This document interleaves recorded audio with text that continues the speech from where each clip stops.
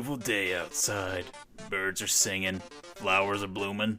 On days like today, theories like these should be burning in hell.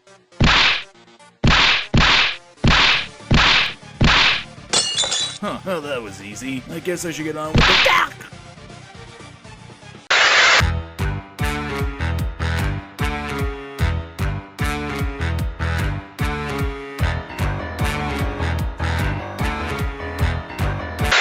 Oh, MatPat, you little rascal, you.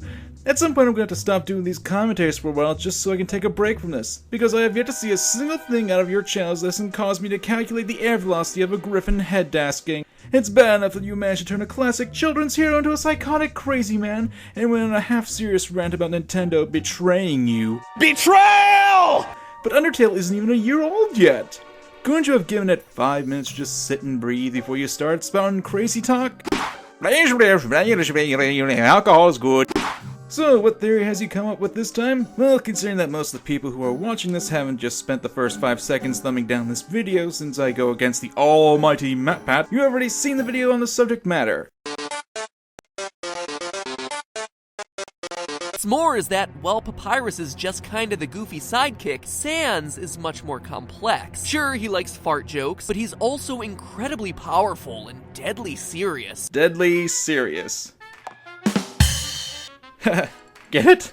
Because Sans kills you. I have never felt more closer to Papyrus. Speaking of, that right there is a loose statement, MatPat. He's not deadly serious unless you're taking the genocide route. Even then, he only gets deadly serious since, you know, killed his brother and pretty much everyone in the underground.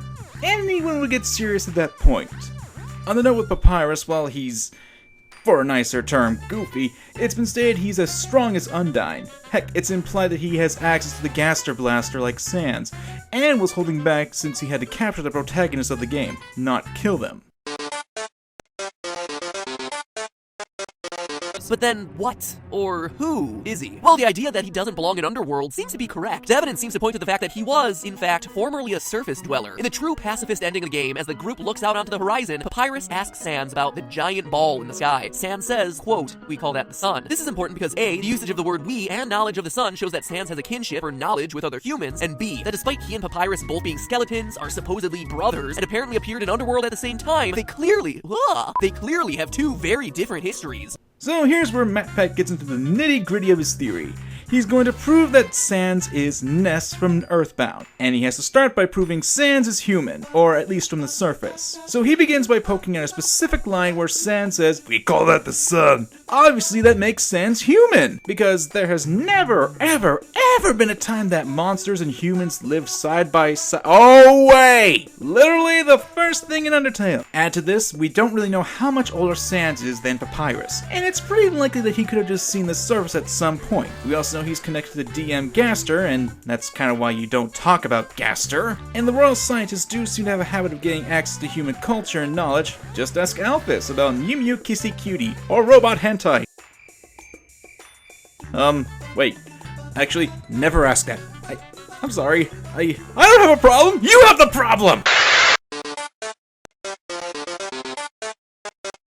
And in a genocide run during his boss fight, he says, quote, "Look, I gave up trying to go back a long time ago," end quote. And before you say he means going back to the surface world, that's clearly not the full story. His very next line of dialogue is, "And getting to the surface doesn't really appeal anymore either." Key word here is either. Yes, he seems to hail from the surface and wants to go back, but based on his dialogue, he no longer considers it his home. So, if going back and going to the surface are two different things as far as Sans is concerned, what's more like that Toby Fox literally put a Sans protagonist from Earthbound in his game, transformed him into a super fleshed out skeleton, gave him a goofy font to talk in, ham-fisted him into the universe just to make a specific connection to the game he already has referenced several times, or Sans is talking about going back to a time before he and Papyrus ended up in Snowden. I mean, you do have all that stuff in his room, the Gaster Blaster, the implication that WD Gaster was working with someone. I'm just saying, guys. We're left with a being that appeared out of nowhere, presumably from the human surface, but from a different time period, who seemingly has the power to teleport. That's a lot of questions and not a lot of answers. Yeah, and you're just mucking them all up with all these assumptions. Seriously, the opening text of the game already stated that monsters were on the surface a long time ago, so naturally they'd be from a different time. But here's where things get really interesting. Sans has a hidden workshop that takes a fair amount of searching to find. You could say it takes a lot of determination to unlock.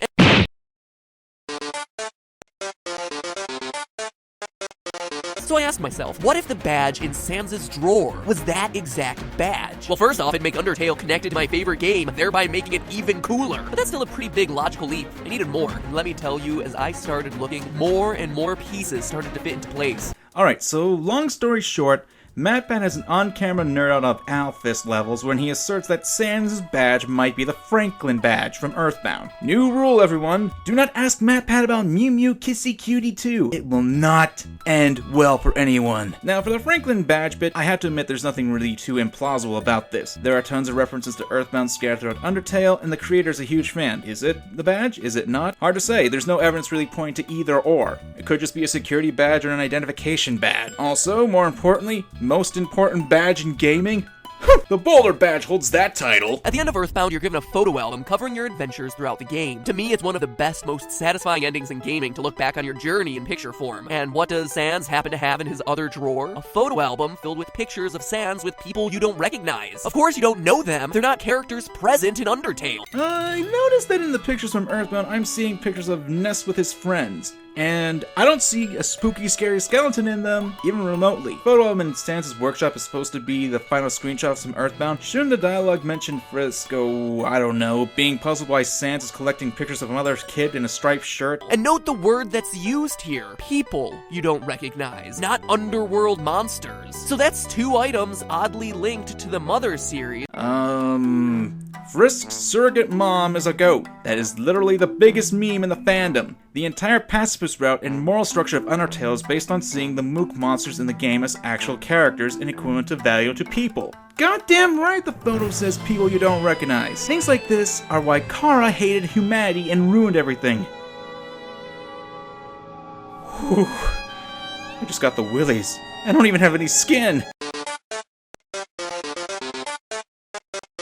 Geniuses Applegate and Mr. Saturn create what's known as the Phase Distorter, a machine that allows people to travel through time and space. Except, it comes with a cost. It can't transport organic material. As a result, the young heroes must put their souls into robotic bodies to use the machine and thus save the world.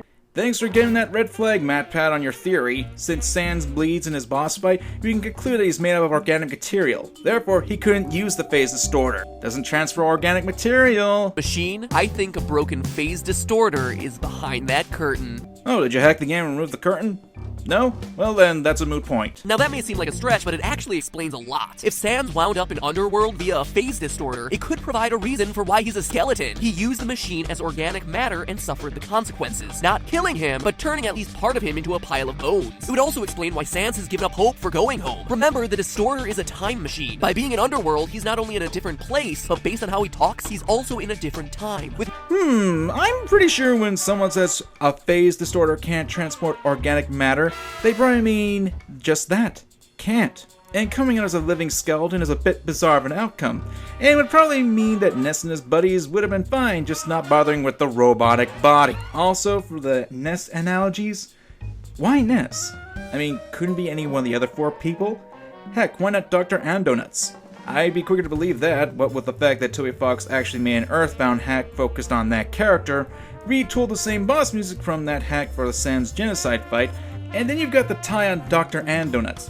The open spot on Sans' jacket visibly mirroring it. What, y'all think this is circumstantial evidence that I'm just inflating importance in order to reshape the game into something that fits my theory rather than allowing the evidence to guide my reasoning? Welcome to Game Theory! Funny you should mention that!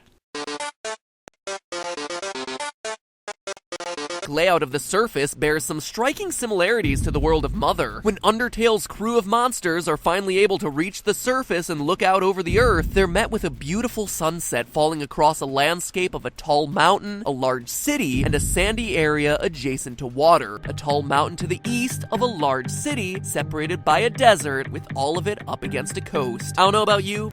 It's amazing how the map actually disproves you right here, since there's also a lake in a town that's not in the view of the game. But to me, it seems like there's a definite connection between the world of Eagleland? Again, unclear how it's pronounced. Between the world of Eagleland and the surface world of Undertale.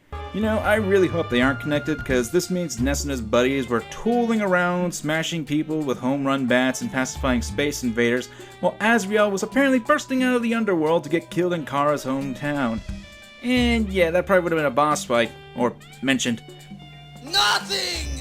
Absolutely nothing! I'm just saying, you need more than a geographical similarities to link the two stories. You need actual narrative, such as, oh, I don't know, a hypothetical reason that Ness might jump, knowing full well what happens if you do into a phase disorder.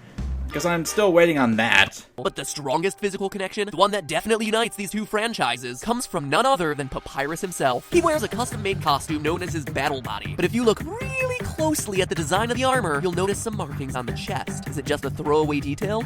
Oh no! That right there is an exact match to the ones that appear on the chests of Starman, the most iconic enemy of Earthbound. And look at the way he stands. I always thought it was awkward until I looked at the two characters side by side. Papyrus's curved arm and hand is a direct match to the curved arms of the Starman in the Mother series. Now you're just reaching for that. For one thing, the poses are completely different. The only thing you're going on with the single arm, the other arm and leg are completely different, not to mention. I don't think you noticed, but Papyrus's head is about 3 times the size of the Starman's. For another thing, direct match apparently means when you overlay the sprites, you clearly see that the curved arms aren't even remotely matched. Do I even need to keep making this video, or should I just wait and see if this devolves into self-parody? Oh, and finally, Sans is only one letter removed from being an anagram for Ness. That's just a fun one. I thought it was worth mentioning. You know what's sad here? I actually thought this fun one was legit serious, because it makes about as much sense as the other direct connections to Ness. For starters, why is Sans bigger than Ness? He's definitely taller, has different bone structures. He's definitely taller, given that he towers over Frisk and Kara. Why is he wearing a jacket? Why is his skull very bigger? Why is Papyrus a Starman who thinks he's his brother? Why would anyone throw Ness into a phase disorder to test his courage? Why doesn't Sans fight with a baseball bat, given that the home run bat is probably the most signature weapon in Earthbound and incidentally also a smash item? Why does he use a blue attack like Papyrus instead of Psy? Where is Psy rockin'? Where is he healing? Why does he only have 1 hit point? What's with the weird fourth wall awareness? Why? Just raises too many questions. One more. I got one more in me. Also, had the phase disruptor changed Ness into a left-handed skeleton? Don't worry, I'll explain myself later on that, but I don't want to be told off by Bruce Wayne again. Toby Fox, the man behind Undertale, had previously worked on a Halloween hack for Earthbound. But this just wasn't a simple reskin. The Halloween hack tells the tale of Dr. Andonuts after the events of Earthbound. Remember I pointed him out? He's the one who made the phase disorder. In Toby Fox's version of the story, we see that after Gygus' defeat, the souls of the kids never return home. Instead, by going to the past to defeat Gygus, they create a new timeline that they're stuck in. As a result, Jeff never reunites with his father, Dr. Andonuts. And Dr. Andonuts goes crazy with guilt, because he's the one responsible for creating the time machine and extracting the souls of his son and his son's friends to send them back to what he assumes was their death. In his mind, he killed 4 kids. And in Toby Fox's game, he's lost his mind trying to deal with that guilt. I'm telling you, this hack is dark. But that said, you see a lot of Undertale in this game. The appearance of Amalgamates, the first use of the awesome song Megalovania, the prototypes for Flowey, and the theme of having the choice to be non-violent in an RPG, sparing your enemies. But then why does all this matter to the theory? Well, remember, in Toby Fox's version of the story, the kids don't come back. They're stuck in the past with no hopes of getting home, just like Sans. And in the hack, one character is oddly missing, with no explanation as to why. Ness. Presumably in this timeline, his soul is in a different place than his 3 friends, which brings us back to Undertale. 3 faces with "Don't Forget" written on it. It's Ness trying to remember his 3 friends. In short, Undertale is a continuation of Toby's version of Earthbound, with Ness never being able to get home, adopting the name Sans, and accompanied by Papyrus, a former Starman, an alien force able to speak English and still equipped with his armor and signature posture, but without any knowledge of earthly things, like the sun. The pieces all just seem to fit. So all we need is... Okay, did you guys get all that? Because that's about the strongest evidence MatPat has in all the video for this stuff. The Howling hack does exist, and it is created by the creator of Undertale. He did use ideas from the hack in Undertale, and it isn't crazy that he might want to put an Easter egg or 2 to connect their stories. You know, unless you start questioning on to going of why Ness. I mean, look what he's saying here. No, really look at it. Ness and his friends never came back in the Halloween hack from their break from Gygus. So, question. Wouldn't Sans be a robot? Simply gorgeous. No, not that robot. Actually, better question. If the Amalgamates are first seen in the Halloween hack, but have a completely different origin story, doesn't that imply the connection between these two games is just the fact that the creator recycled ideas from his hack to use in a polished professional product? It happens all the time. Just look at games like Mega Man, Sonic, Ace Attorney, heck, even Pokemon at times. Recycling assets is nothing new in the world of gaming. And accompanied by Papyrus, a former Starman, an alien force able to speak English and still equipped with his armor and signature posture, but without any knowledge of earthly things, like the sun. Then how the hell does Papyrus know about cars? Damn you, Papyrus! The pieces all just seem to fit. And all we need is an appearance from Pokey/Porky, and we've got ourselves a true sequel. True sequel. No, what I see here is someone trying to bring fanboyism into two slightly related games to tie them together. From what you've said in this video, I actually have to question if you even played Undertale and didn't just watch bits and pieces of a Let's Play on YouTube. But putting all weird jokes aside, the convoluted logic, and your positively creepy Undertale persona, Stop looking into my soul! You're wrong about Sans being Ness. How do I know? Remember when I mentioned Sans being left-handed? Well, from the actions in the game, 1. Him shaking the player's hand with his left hand, 2. Using the ketchup bottle and grill bees with his left hand, 3. Using his left hand for most of his attacks in his boss battle, and 4. Driving his trike along Papyrus in the ending, steering it with his left hand. It strongly suggests that he's left-handed. Ness, however, he's right-handed. How do I know? Super Smash Bros., my friend.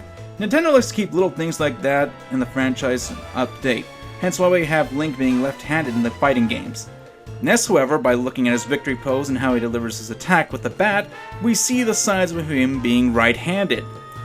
So, yeah, thanks for wasting 15 minutes of my life, MatPat. But this is what I've come to expect from game theory or even film theory. Either 2 years ago or the present, whenever MatPat tries to go into these sorts of videos, they end up becoming weak and garbage. I can admit, when he makes videos such as Star Fox's Metallic Legs, there was more scientific stuff at work and it made it logical yet at the same time enjoyable. Nowadays, it just feels like he's stealing theories and pulling up stuff out of nowhere just so he can rake in the YouTube dollars. All in all, this video, it gave me a bad time. Stop looking into my soul!